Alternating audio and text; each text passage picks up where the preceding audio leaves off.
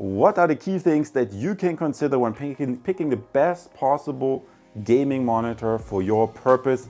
Guys, awesome for tuning in. Today I'm going to show you the Samsung Odyssey CRG9 super ultra wide display, one of the most amazing displays I'm going to review so far. As you can see here, I had to remove my books. It just fits into the frame. It's literally how massive this display is. And as you know from my other reviews, usually I like to emphasize one mistake that you obviously can make when picking a gaming monitor is picking the wrong display size. Obviously 24-inch is just too small if you're seriously into gaming. 27-inch is a little bit better, and 32-inch is also really good, at least as long as you're staying in the 16:9 aspect ratio and you see respectively their resolutions going up to 4K. However, this monitor that I have here takes it really a step further, simply by being not even even bigger than the ultra wides that I reviewed previously, such as the LG ultra wides that also had a VA panel. So the best way to describe this to you is again showing you the side card. Those are formats that ultra wides have that I have previously tested, and the normal ultra wide you see here, and then the super ultra wide, this is the 49-inch. That's what I'm going to test for you today, which is a really amazingly big display. So guys, let's take this out of the box, put it together and test it with some games.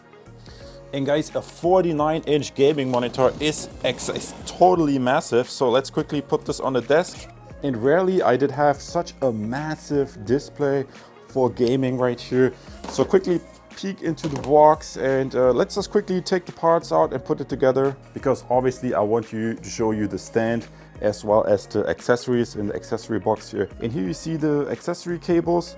Normally a high quality HDMI cable is included right here, but what I'm going to do is I'm going to connect my system via DisplayPort, because from my research the DisplayPort can transfer more data in the cable.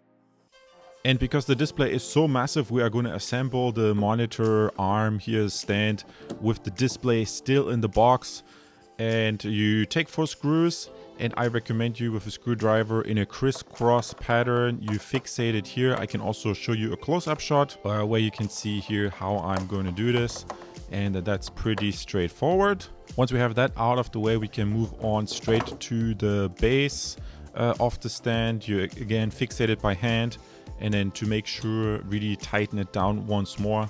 And then you don't lift the monitor out of the box, but you tilt the box with the monitor stand attached, because it's literally just so big. You just have to be a little bit gentle, and then you can remove the box, and that's an easy and convenient way where you then can go on and lift that on your table.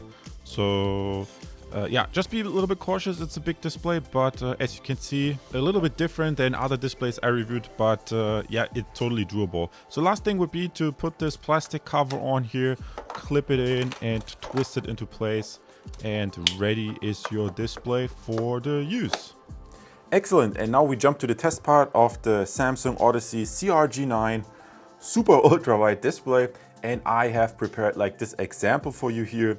As you may know, this is approximately, if you see in the side card, 16:9 This window that I prepared for here, that would be approximately what a normal display has.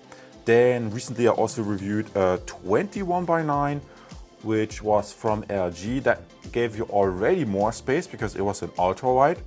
That video you can find in the side card. So that would be 16:9.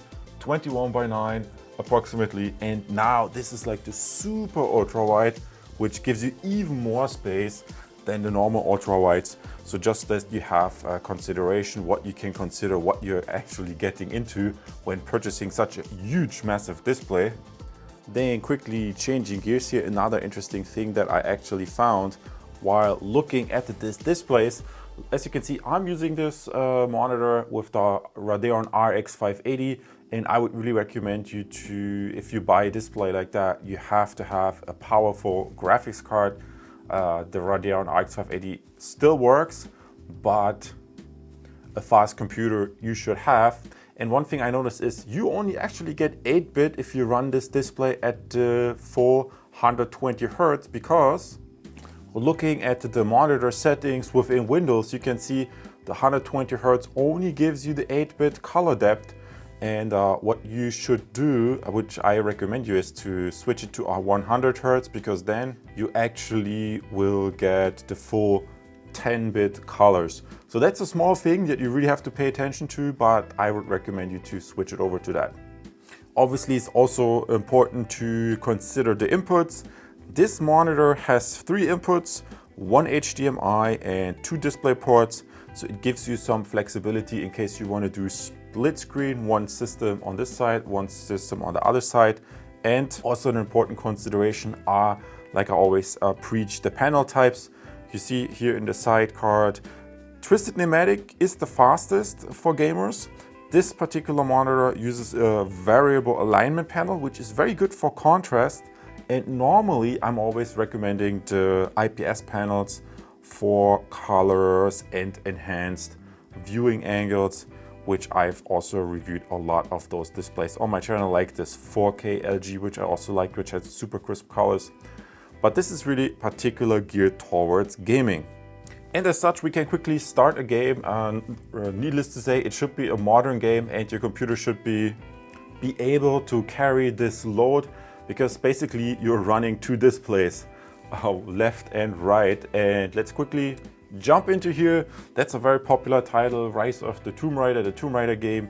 And it is fast enough, it's smooth, but will you get the full 120 Hz? No, for one, because the 120 Hz, just like I showed you before, you're losing the 10-bit color depth. So I switch it down to 100, and then you have to decide if your system is fast enough to handle basically 2 displays, because double the size, double the graphic load. So that's one consideration. It's a really nice monitor, excellent for gaming. Let's jump to the conclusion. Terrific. And then I have given you a quick overview over the Samsung Odyssey CRG9 gaming monitor. Really nicely designed, really extra space that this monitor has. And what have we learned so far? This is a great display if you're a gamer, but obviously you will need a powerful computer with a modern graphics card.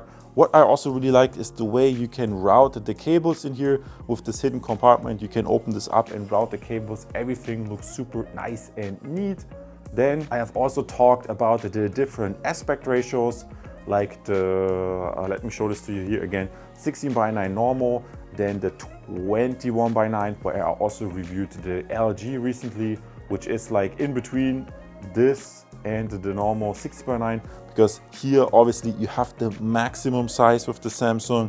That's a super wide 32:9. And other than that, guys, I also invite you to head over to my channel page. Let me quickly show this to you here.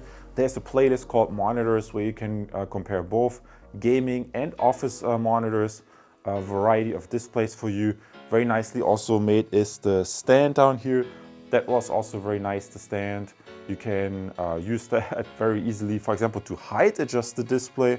That's very convenient. Not all displays are height adjustable. And guys, also let me know in the comments what other displays you want to see. You have learned something new. Awesome for tuning in, and I'll see you in the next video. And because you just watched my review, you can also be interested in comparing it, for example, against this curved LG monitor, which I tested for video editing and what proved to be especially useful for gaming.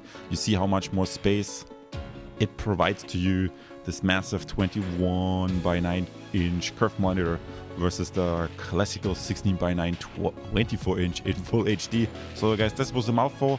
I see you as a subscriber, and in the next video, all the best to you. Take care.